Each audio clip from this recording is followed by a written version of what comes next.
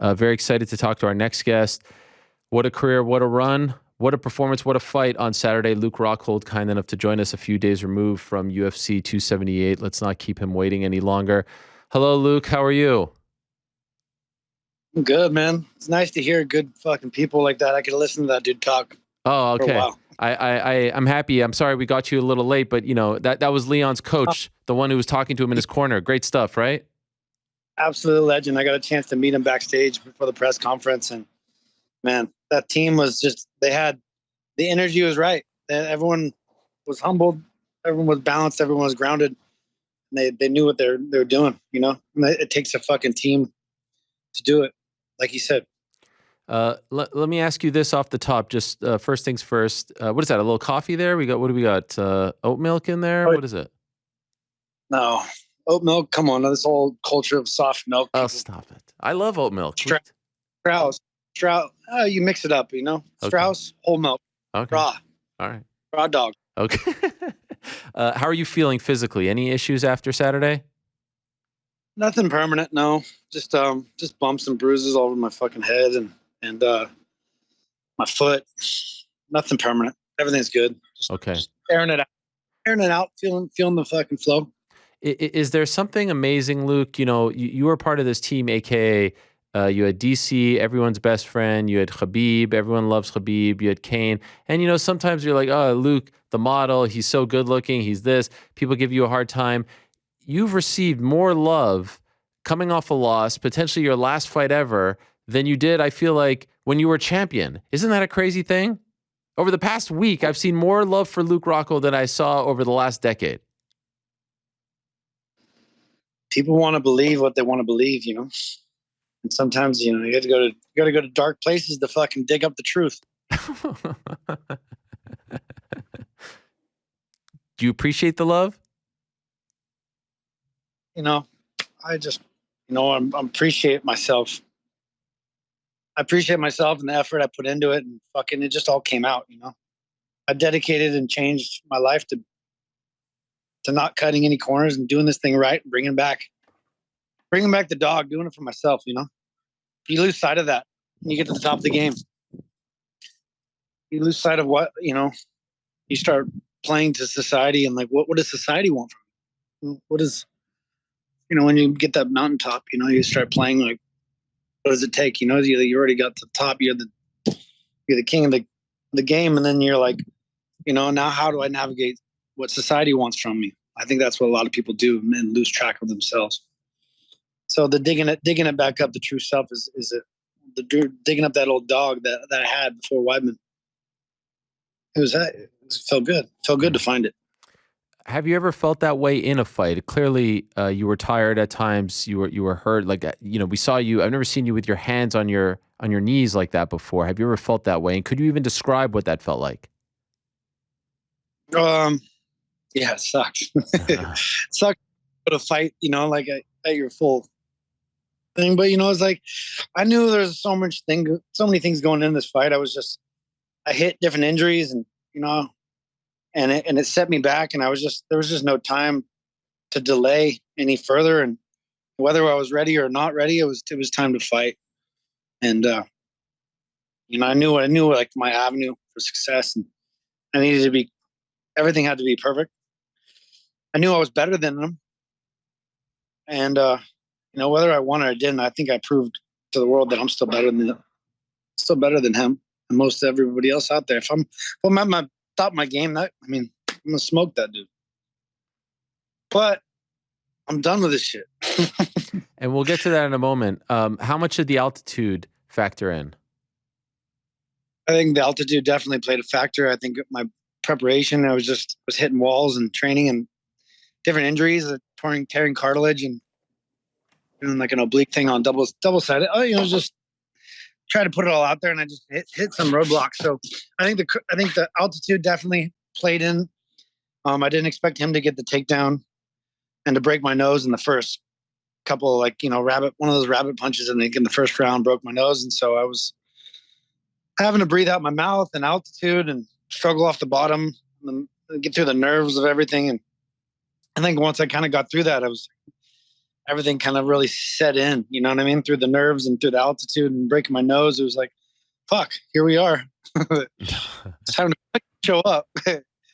And, I did what I could with what I had, I guess, at that point, you know.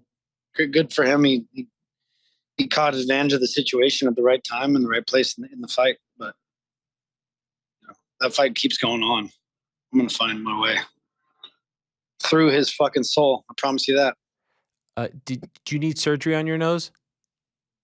No, honestly, he broke my nose back into place. Come He on. kept breaking kept fucking hitting me off because he broke my nose and he kept hitting me on my nose and I could feel the fucking thing just crunching in my face and I was like, fuck. That was really kind of pissed me off the most. Got me back into that fight. You gotta fucking piss me off, I guess. But now it's been broken back into place and you don't need surgery? Is that possible? I feel like it was definitely off. My nose was off and I think he even took down some of the bump, from the side angle. So he definitely straightened me up and he took off my ridge. And so I was like, wow, fuck, I got a Hollywood nose job.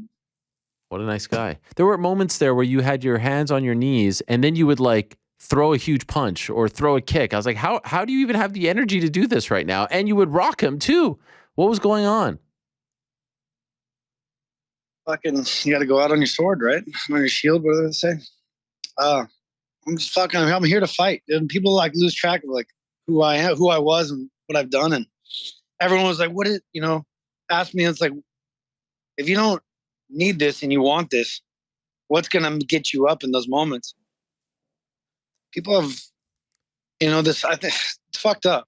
It's fucked up to say, why do you think I'm so mad at Dana? Because Dana never gave me a chance. From the moment I came into the UFC, he never gave me a fucking chance. Wrote me off. Never highlighted my years in Strikeforce or anything I did on the wins and only my losses. Dana White controls the narrative of what the public perceives. And, it's like he fucked me from the start. And it took me 16, 17 years to earn my, to come back and have a fight like that, to earn my respect. Nothing I did in the past, mattered until now. All right. That's why I feel the way I feel sometimes, And that's why I say the things I say. You got to understand the power that you have in that situation with the narrative you create. The public believes what they want to believe and what you tell them to believe. Why do you think he never gave you a chance? Why do you think he never tried to highlight those Strikeforce wins? Don't ask me. Did you ever ask him? Yeah, thrown in the fucking, everyone else had garnered their attention coming in and, I looked like this kid, I don't know. This kid that no one wanted to respect, I guess, from him and so on. And they made me go down to fucking Steroidville and fucking Brazil and fight Vitor, Everybody else got respect and was going into world championship fights and consideration for. I got nothing, 2-time defending Strikeforce champion coming in there and you haven't done shit. And had to go fight Vitor when they knew what they were doing back then, protecting him and motherfuckers juiced to the gills. I had to get cleaned by him and knocked down and belittled by everybody and then build myself back up, I'm good at building myself back up. That's what people need to try to do. We spoke on Wednesday, and then you went to the media room, and then you dropped a few bombs there as well. Anything happen on Thursday, Friday? Anyone talk to you? Anyone try to, I don't know, either mend the fences, have it out with you, yell? Did anything happen that we didn't see? I think everything is very public, and I think Dana, gave me his piece, and I do appreciate that from Dana. I appreciate that respect after all these years. And I think Hunter and everybody else, I needed that fight. I needed that fight for myself. I guess the world needed that fight, so it just happened to be the way it be. I'm happy with myself. I proved it to myself that I'm still better than the best of them. After all these years and coming back at that percentage of me, and I can still do what I did. I'm better. I'm better than that. I'm good. I'm good with it all. You're at peace with it. Yeah. I did it, mother. I did it, and I'm just like, it's like everything hurts more than it used to hurt. Everything hurts, so it's like, God damn, just takes more time, and there's other worlds to conquer. There's more things to do, and I'm excited to go on to the next journey, next step. So are you 100% officially done fighting?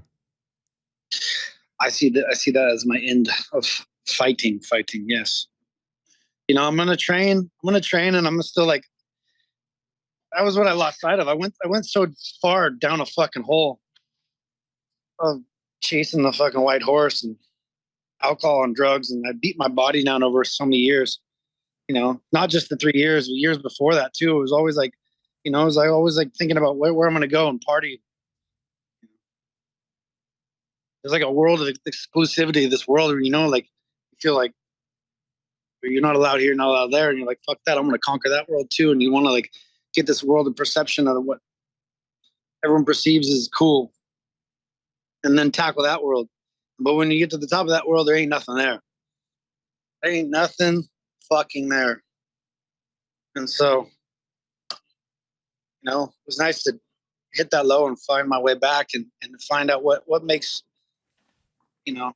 good people is stressful moments. I think the whole culture has lost touch with the stresses of life. To give balance, give like, creativity. And then we're just creating a softer culture of people. It just continues and continues because all these people think they're so smart, but they're the most naive ones of all that don't fucking lost touch with the dog in them. Finding the dog. I haven't found that dog since before Weidman. I lost track of that person. Let society kind of like take into my head and tell me what I should be. I think a lot of people do that. So get back to who you are. And like, I think another thing that kind of hits you is like all these kids these days, these athletes and people, they never fucking have a rite of passage into like adulthood. I think everything is so soft. And so like no one grows up. No one really matures. Rite of passage, man. It's such a big thing for indigenous cultures and different people. And I think the whole world is becoming so fucking soft, fake, and hiding behind social media and technology is just limiting the stresses of life. I create fucking humans, real fucking humans. Can I ask about something you just said earlier? Were you a big alcohol drug guy in your prime? I like, I don't know. I like to go party and I like to go fucking send it. And I sent it way too far and found out there was nothing there. And I broke my body down. Yeah. Abused my body for so many years after winning the title. And it was always like, winning fights, it was always like, what am I going to go do next? Where we're going to go party. We're going to go fucking biggest club, conquer the biggest club, conquer the hottest chick. This stupid culture of just like dumb shit. And yeah, didn't get anything from that. Nothing there. Do you think you could still do you think you did so much damage to your body that it shortened your career? I think a lot of things shortened my career. I think the leg, the misinformed leg surgery. Mm-hmm. I think they fucked me on that one pretty good. Who's they? They took the UFC. It was a misguided surgery, and it was not necessary, and took years off my life. Took my biggest weapon out of the game. My leg. I almost had to we're talking about muscle grafts and shit. Like it was the easiest surgery could have been, which was supposed to be, and set me back so many years, questioned me and everything. It's like there's a lot of different things that played in the factored how it was, but it is what it is, and I wouldn't change it. Here we are. Did you see Dana's comments at the post-fight press conference saying he'll never say anything negative about you, that he has respect for you? Did you see those? And if so, how did that make you feel? No, like I said, I did see that from Dana, and I appreciate it after all these years. I appreciate the respect. Did he say anything to you afterwards, privately? No, there was the main event, and I was on my way out. I didn't care to hang around, but I saw a few of the guys, and that speaks volumes for what him saying something public about me is. It's almost more important than him saying privately. That's a good Yes. point. At this point, after all these years, Dana, I appreciate it. I saw a great moment as you were walking out where DC pulls you and gives you a kiss. Seemed like he was saying some things to you. What did he say to you? And what are you drinking now? What is that now? Lemon water? Lemon water and coffee. Okay, wow. Alkalized. Look at you. What did DC say? He just said, "Fucking, whatever what he said for all these years. I love you." Okay. And I said, "I love you back." What I've held back from all these years, DC. Done this all together, man. Me, Kane, Khabib. We all came together. We all saw it together. We all conquered everything together. It was a cool thing we built. We all learned and sharpened each other, readied each other for the game. By the way, I know that some people are able to communicate with Kane. Have you been able to speak to him at all? I haven't been able to talk to him. I was supposed to go in there, and me and Khabib were going to go visit him, but we got delayed on the entry. So I need to make it back up. It's hard to find avenues and windows where you're not taking the family's time, Right. Oh, okay. So there's like certain slots. Yeah, it sucks. It's just stupid.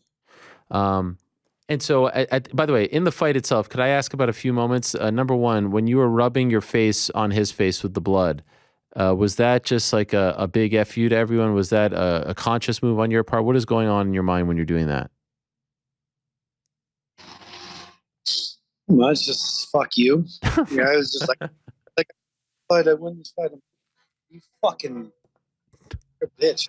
I remember just talking back and forth, and you just when somebody's point fighting and someone's going for the kill, that's the difference, And I felt like I was there to kill or be killed, and he was out there trying to get by.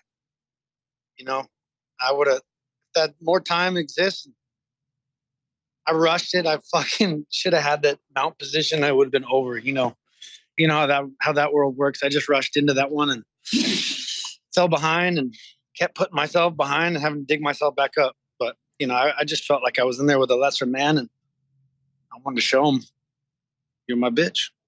Yeah, I saw you posted the next day. You're still my bitch. So is there still animosity between you guys? I mean, there's no animosity. I just don't think I don't think much of him as a person, and I don't think that fight, him getting his hand raised tells the tale of who we are. I think people could see, who I am at least. I'll take it. What do you think of USADA asking him for blood the day of the weigh-ins, like an hour or so before the weigh-ins? I think it's good to do. You know what I mean? There's too many fucking cheaters out there that using stuff like the day of the fight. You know what I mean? You got to put these guys on edge. Guys like Yoel Romero, not taking piss tests till hours after my fight. I was in the hospital. I've had so many massage therapists, people that work on Yoel and have worked with me, and could feel all his fucking injection points all over his arms and his legs. We all know you're fucking who the cheaters are in the world. You know what I mean? When Yoel's not taking a piss test till hours after my fight with him and missing weight by 3 pounds, and then I'm in the hospital getting my lips stitched up, and I look over and he's getting chased by like 4 black coats. And the doctor's like, I'm like, what the fuck is that? And he's like, oh, Yoel still hasn't taken his piss test after the fight, hours after the fight. It just tells you tales of like what people are really doing and how they're playing this game. This game is dirty, and some people are the dirtiest. Gotta clean this bitch up. It's nice. At any point, did you think you were close to finishing him? Like, could you see it? I mean, I thought I hurt him. He never really hurt me. Did he hurt me? I just had to, he never hurt me. I thought I hurt him over and over again, and he was questioning himself. I said, I wasn't questioning. Did he hit you below the belt there? He says he didn't. Yeah, he hit me in the cup, and it went up, and it just, like all things do, it hit up. You can see what happened. Right. I'm not gonna quit out there. Have you watched the fight? I did watch it. Like, when you watch it, are you proud of it? I mean, I'm not proud of it. It was like everything came together for him. You know, it's like I wasn't exactly prepared for the fight. I wasn't prepared for the altitude.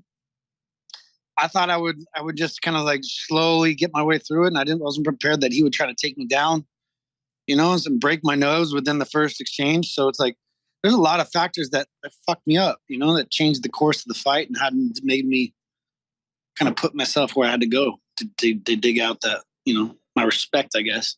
Maybe I didn't win the fight, but I earned my respect. So, but I people who the fucking better fighter is, straight up. I mean, he has nothing to offer to me. Really, in a better situation, I'm fucking smoking that fool. While the fight is going on social media, both you and him are getting a ton of love. Everyone's like, wow, this is nuts. The heart, the determination, the will. And there's old Jake Paul in my mentions talking smack, disparaging, disrespecting. I wouldn't stand for it, Luke. And I went toe-to-toe. And in fact, there was a 10-7 that was seen on site. It was a beautiful thing. Did you see his comments about your fight? And do you have a response? I don't really give relevance to idiots. I'm tired of doing that. And I saw what you sent to me. You know, I thought the kid had like better head on his shoulders, and I thought he was doing like better for the sport. Like you said, it was cool. I've seen him like, you know, stand up for respect for the sport, but then to like, you know, the hate kind of got to him and made him feel insecure about his hate. And so he tried to like put that off on me because of like my, you know, obviously my cardiovascular system and the altitude. When the fuck you're doing handicapped fighting. So don't talk. You're fighting guys that are smaller than you. You're everything you're doing. It's like, I don't think I really opened my mouth about you. Don't open your mouth about me.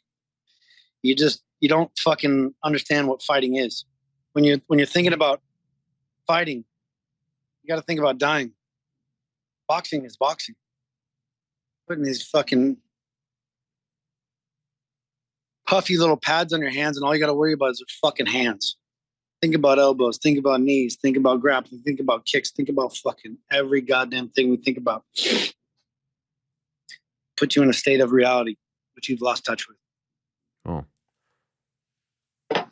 And so he was saying that stuff, and I guess the part that bothered me the most was that like you're one of the few guys in the UFC who's actually saying the things that he is saying that he believes in, which is fighter pay, better treatment for the fighters, all that stuff. And he's crapping on you. Like you're the one guy who's actually you're in the freaking media room. Like I don't think people understand the balls it takes to do what you did last week. You're in the media room saying this stuff. No one does that. They all say it off camera, off the record. And it bothered me. And by the way, you are a pioneer. You are a trailblazer. You are a Hall of Famer. You're a 2-organization champion in one of the best weight classes of all time. People need to put respect on your name and appreciate you. And I mean, he was saying, what would they say about me if I was doing that fight? Man, he hasn't walked a centimeter in your shoes. He hasn't walked, like to compare, with all due respect, he's done things and I've given him props, but to compare his small career to what you've done over the past decade plus is, to me, is a crazy statement. And that's kind of what got under my skin. The reality of the modern day, you know, where people like that, they think they're like, he thinks he's like a fucking Ali. Shut the fuck up. Go back in your fucking hole before I fucking smack the shit out of you. Do you want this fight? Not really, no. No interest? There's nothing. I got my plans. There's nothing that does for me. Does everything for him. Nothing for me. I don't need it. I don't need to give relevance to some fucking dumb kid. That's fair. What are you going to do now? I'm going to teach people how to fucking not be such pussies. What does that mean? Just, you know, about health and wellness. I think, you know, I've navigated an avenue of health and wellness, corrective movements and corrective patterns of life, you know, and the stresses that we all lose touch with. I think everyone has lost touch with those natural stresses of life and like that rite of passage in adulthood and all these different things that give, give relevance and balance. And, mental health is so big these days because everyone's lost touch with the natural processes of life. And, everything technology and social media, and everyone's just built in hiding behind this fake facade, and so it's like building a place to correct the world and to help the world, get back in touch with the stresses of life and those passages and that balance, which give balance. And every process of life needs contrast, creating what I call the madhouse effect. Hmm. And creates a stronger, tougher culture of people. I think they think they're so smart these days and they think they got their handle on everything, but they're the most naive people of all because they've never really got in touch with, the balance of what physical stress demands the mind and creates the true character of fucking both sides. You gotta lost touch themselves. So you know how it goes in fighting. People retire and then they come back a year or two later. Do you say definitively now that you are done? You will never step foot in a ring or a cage again and fight? I don't foresee it for myself. No. Like I say, like I said before when I left, I'm not going to retire because I don't want to put that on it, but it definitely feels like retirement for me from that sport. I'm still going to train.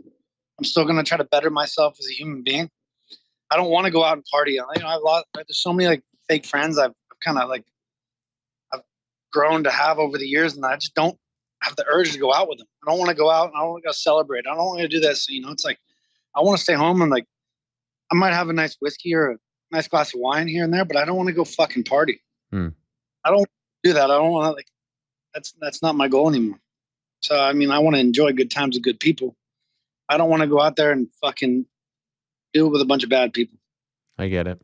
And before I let you go, could I ask, just dating back to the beginning, what, one day when you have grandchildren, when you're sitting around having your whiskey and they say, Grandpa, what was the best time of your career? The best moment, the best stretch, the best fight, the happiest you were? When you think of that, what do you think of? Um, those moments that define you as a man, I think those are the biggest moments. And there's three that really stick out for me is my fight with Jacare. That made me, made me a whole. That made me a man. That gave me relevance in life. And then the stages of the game, there's always goals within goals. And then there was the fight with Weidman. Doing that and achieving that height, And then coming back and doing this, proving it to myself that where I needed to go and losing track of myself, letting society kind of like direct where I should and what I should want, what I thought I want, and having to come back down to reality and figure out what the fuck I want really, So points of life's like Benjamin Button effect. It's like boom, boom, boom. It's like I had to lose myself to come back, and now we're gonna fucking show people the truth. That's how I see it. I love that. 2 title victories and then your last fight, which wasn't a victory, but you still hold in the same regard. I won that fight. You think you should have got the nod? Look, besides my body language, who did the fucking damage? Who put homeboy on skates? It's like he never hurt me. And then like what I gave him mount position, everyone you talk about, yeah, because that's the easiest way to get it the fuck out. Everyone's like, oh, he's passing. So like, I let him pass. I let him pass because it's easier to get the fuck up that way. If I just had to get up from the guard, it'd be hard. I'm going to let that motherfucker think he's got me, and then I'm going to fucking reverse position. That's what I do. That's what fucking the greats do. That's how you do when you're the best at that game. I just missed that little fucking opportunity. If I just slowed down, it would have been fucking Weidman hell elbows just all over again for that motherfucker. Got lucky, Paulo. Enjoy it. By the way, what was in your hand over there? Cane. Oh, it's a wooden. Wow, do you need that right now? Yeah, my foot's a little fucked up. All right. By the way, the jacket that you wore to the fight, fantastic. I mean, I didn't realize it was so cold in Utah, but it looked great on you. Gotta bring out that fucking animal. It was tremendous. Oh, okay. Can we end on this? Thank you for the time. Can we end on this? What would you say to a young fighter in the UFC now that you wish maybe someone would have told to you? I mean, I feel like you have all this wisdom and you're trying to impart it on the way out, and you said a lot over the past week or so. But if there's something that you could say to a young guy, to a Cheeto, to even a younger version of Cheeto, one of these guys who has 10 more years left, what would you say to them? Get a manager that's not connected to the game. That's not part of the fucking system. Because that's only going to bring down the system. And you. There's a fucking few managers that work for the UFC. We all know who you are. Should we name names right now? Let's go. You're fucking the sport up. All right. Fuck up. And the kids that follow them. You're all fucking it up. Anyone that you like, that you would vouch for? Dude, I mean, there's managers that they will all work for the UFC. So how the fuck are they going to work for you? Right. When it comes down to, when you got that title money, when you get the right, when you fucking play hardball, because hardball is what gets you fucking paid and gets you fucking relevance in life. And when you got managers that work for the fucking UFC, they ain't gonna stand up for you when you fucking get that, when you want that worth, when you want that fucking paycheck, when it really comes down to it, and you don't want just to win your show, get your fucking worth. Don't fucking play the system because it's easy. Don't sign that last fight contract because it's easy. You know, hold out to the fucking end and put your fucking balls on the line. Amazing. Bye. I love it, Luke. You're the man. Thank you so much. Congrats on an amazing run, an amazing career, all the time you gave us, all the memories. Much love, my friend. I'll see you soon. There he is. Gosh. Luke Rockhold. What a legend.